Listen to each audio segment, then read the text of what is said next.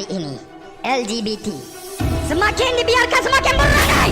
Mereka menonjolkan diri mereka dalam negara kita. Satu persatu undang-undang agama diabaikan, dilonggarkan begitu sahaja. Tahu tak kenapa benda ini terjadi, kawan-kawan sekalian? Ibu dan ayah dekat luar sana sentiasa memanjakan anak mereka, membuatkan anak mereka jadi sebegini.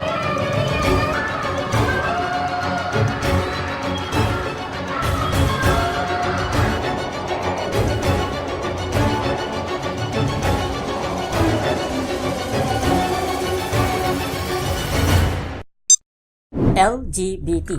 Apa yang kita fahami tentang LGBT? Same-sex attraction atau SSA adalah seseorang yang mempunyai ketertarikan seksual dengan gender sesama jenis. Gay pula adalah seseorang yang mempunyai SSA dan menjadikannya sebagai identiti diri dalam kehidupan sosial. Lesbian pula adalah gay yang berjenis kelamin wanita. Homoseksual pula merujuk kepada SSA serta perlakuan seksual sesama jenis. Men who have sex with men atau MSM adalah istilah yang hampir sama dengan homoseksual, tetapi digunakan untuk menggambarkan lelaki yang melakukan aktiviti seksual dengan lelaki lain tanpa mengambil kira identiti seksualnya dalam masyarakat atau orientasi seksual yang dimilikinya. Manakala women who have sex with women atau WSW adalah ungkapan yang sama tetapi digunakan bagi wanita. Bisexual pula bermaksud seseorang yang mengalami ketertarikan seks kepada sesama jenis dan lain jenis secara bersama. Transseksual pula bermaksud seseorang yang berkeinginan mengubah identiti dan orientasi seksnya berlawanan dengan yang dimilikinya semenjak lahir.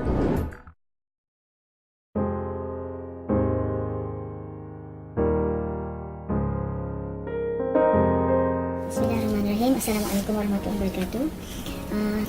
Jadi kalau kita lihat dalam hal ini, Islam sudah pun menyediakan beberapa kerangka bagaimana nak menangani golongan LGBT. Kerana LGBT ataupun liwat lah terutamanya dalam hal ini adalah satu perbuatan yang dibuat oleh kaum Nabi Lut, ya, yang mana perbuatan ini dianggap sebagai satu perbuatan yang bertentangan dengan naluri ataupun fitrah manusia yang sebenar. Ya. Hadis-hadis Rasulullah SAW jelas menunjukkan juga beberapa hukuman yang ijtihadkan oleh ulama berdasarkan kepada hadis-hadis yang sahih, ya. Itu hadis yang pertama contohnya daripada Abu Musa al-Ash'ari yang berbunyi la tubashirul mar'atu al-mar'ata illa wa huma zaniyatan wa la yubashirur rajul ar-rajula illa wa huma zaniyan. Maksud hadis tersebut, tidaklah seorang wanita itu bersedap-sedapan dengan seorang wanita melainkan mereka adalah berzina, dan tidaklah seorang lelaki bersedap-sedapan dengan seorang lelaki melainkan mereka juga sedang berzina. Jadi kalau berdasarkan kepada hadis ni nak menunjukkan bahawa pertamanya bagi orang yang sama ada lelaki dengan lelaki ataupun perempuan dengan perempuan, perbuatan melakukan persetubuhan sesama jenis ini dianggap sebagai salah satu daripada kategori berzina. Ya, jadi hukuman bagi mereka adalah sama dengan hukuman sebagai penzina. Ya. Orang yang melakukan liwat, itu hubungan sesama jenis lelaki dengan lelaki ini, hendaklah dibunuh pelakunya dan juga orang yang diliwat tersebut. Ini pandangan yang kedua, ya, berdasarkan kepada hadis. Dan yang ketiga ialah liwat itu dianggap sebagai persetubuhan ke dalam tubuh, ya. Jadi perbuatan ini sama ada kepada lelaki ataupun kepada wanita, itu melalui jalan belakang, ya, tubuh, itu dianggap sebagai liwat. Walaupun terhadap isteri sendiri, maka perbuatan itu dianggap tetap haram di sisi agama, ya. Jadi kita melihat bahawa dalam konteks masyarakat Malaysia sebagai masyarakat yang timur, ya, masyarakat timur, perbuatan LGBT ini saya fikir tidak boleh diterima oleh mana-mana agama, bukan sahaja agama Islam, ya, tetapi juga agama-agama lain, kerana perbuatan ini dianggap melanggar kesucian fitrah manusia yang mengiktiraf perkahwinan sebagai satu perhubungan yang suci, ya, di dalam agama di antara lelaki dengan wanita. Jadi perbuatan melakukan persetubuhan di antara sesama jenis ini adalah bertentangan dengan mana-mana agama. Bagaimana LGBT menurut Alkitab?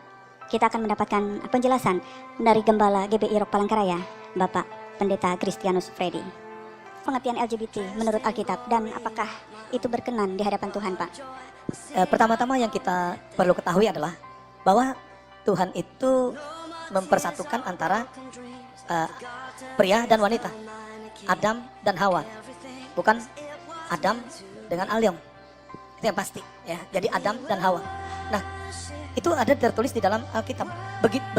Begitu orang mulai keluar dari kebenaran dan melakukan hal-hal yang bertentangan dengan firman Allah, itu fatal sekali akibatnya.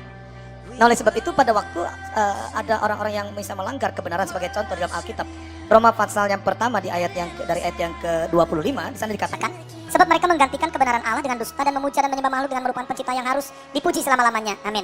Karena itu Allah menyerahkan mereka kepada hawa nafsu yang memalukan. Sebab istri-istri mereka menggantikan persetubuhan yang wajar dengan yang tak wajar. Demikian juga suami-suami meninggalkan persetubuhan yang wajar dengan istri mereka dan menyala-nyala dalam berahi mereka seorang terhadap yang lain.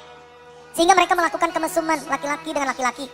Dan karena itu mereka menerima dalam diri mereka balasan yang setimpal dan untuk kesesatan mereka. Dan karena mereka tidak merasa perlu untuk mengakui Allah, maka Allah menyerahkan mereka kepada pikiran-pikiran yang terkutuk, sehingga mereka melakukan apa yang tidak pantas, penuh dengan rupa-rupa kelaliman, kejahatan, keserakan, dan kebusukan, penuh dengan dengki, pembunuhan, perselisihan, tipu muslihat, dan kefasikan. Dan ini fatal sekali akibatnya, karena begitu keluar dari kebenaran, keluar dari firman Tuhan, maka akibatnya adalah berurusan dengan Allah. Konkretnya adalah di mana orang yang melakukan LGBT ini, maka hukumannya itu fatal sekali. Contohnya, pada waktu zaman dulu, Sodom dan Gomora aja yang melakukan hubungan sejenis seperti itu dimusnahkan oleh Tuhan.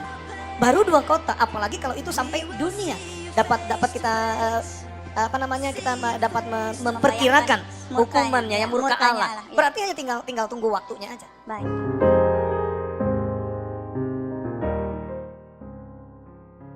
Tadi ngara ta lo mongbo ro namba ga chudero lo jong shera tendi chire zena tari tambo go ta pe na phumun ramnyam ga tawan zena chanji chondon de ga ngana ngam ne song na so phumun ramnyam se ji don ba yang da rim ramnyam da len chojere ina phumun ram ramnyam ba se ji da dangsa na tari ni ba go go ne ramnyam ba se yin go re to kare mas dang sa ga yang wang chan ramnyam yin zena ran ho na america ga chen da dang sang ga tari ne sir ha chang chap che ga bo bo ga ga bo mo la ga ke dan din ja jin jona chanji chondon de do ga na tin da song yo re ta tin da song yo de zamu lo na de gare ga na to tari pe na america zena ta te tari chongchen mara ko ne na tani pe na tari 뉴욕 가 tari ta de gosu tari chenzeng ga gosu da kuran so na te ga nin zhe dan ti mo cha ga jigye ga ne na te ga cha zhe yo re ya jar kam gare ga na ta po po gang ka ga tin ra ina ta cha cham dang ga ra ye go re re ta na chondon de ga tan do darwa ze kyo re darwa ga kam na chire zena tani semching ga le na ze kyo sam ji me che ba re po gang ka po mo la gang ke te yo re ze da na tani ka so yo re tani ni so no ta chro na ta ngo ma ni tong tari lo ni tong ngab ja ga ngo ga sam ji ga song ji do ta ga ina re re jin de yang na chi dang sang tari ngar yong ga ze ta ta ne ta cha ta go yo ma re ina yo na ando shina tari ga ta po pa gang ke ti rolling na de ina sang ji chondon de ga ta te tari ga chi ta ne chong ma re ze ta jar kyo jang ga chok cha pa na de yo ma re yang char da ta nim tham ba re ze na mi rolling ta dis man tham ba ga ne char po yo re ta te indi tari chok ni ka ga ka chu jem me ba ga go ne so sa ro yo re Thank you. 이와그세요 나래 니바레다는 니바양 가장 침보레제나 당사 약교잔 바거든 다 포포라가 디모이나 쪼꼬도 차바차바요 레세요 레단 다 디모야 다리 쓰는 다리 소요 말에 양도 페페 야보레세 원래다 대 야보야 소요 말에 니바야 니바 총시즈 임바소 Is homosexuality a sin in Hinduism? In Abrahamic religions such as Judaism, Christianity and Islam, homosexuality is considered not only as a sin but a vile form of fornication punishable by death. If you look at Hinduism, it is not the case. Hinduism is one of the oldest philosophical systems in the world. There is no central authority in Hinduism. There are many varying philosophical systems and practices within Hinduism. In spite of all these differences, there are no scriptures that outright condemn homosexuality by calling it a sin. Authors have also talked about the third gender. The Hindu scriptures acknowledge the third gender as a natural occurrence and are accepted in the society rather than punishing them like Abrahamic religions. Several Hindu law books protect homosexuals and other third gender citizens from abuse by general public. They state that third gender people should never be fined and parents must provide all the necessities to their third gender children. Homosexual behavior among consenting adult males and females is not cited as an offense at all. Hinduism is much more understanding of these natures than Abrahamic faiths, which consider homosexual acts to be sins that are punishable by death. Even among the Hindu deities, there is a remarkable gender diversity. There are deities that are male, female or third sex. There are some that are transgender, cross-dress, born from 2 males or 2 females. The epics like Mahabharata have various instances of third genders. In Mahabharata, Arjuna himself spent a year as a transgender and was given a respected role in the kingdom. The other famous example is of Shikandi, who is born a woman but later turns into a man and is respected by Krishna himself.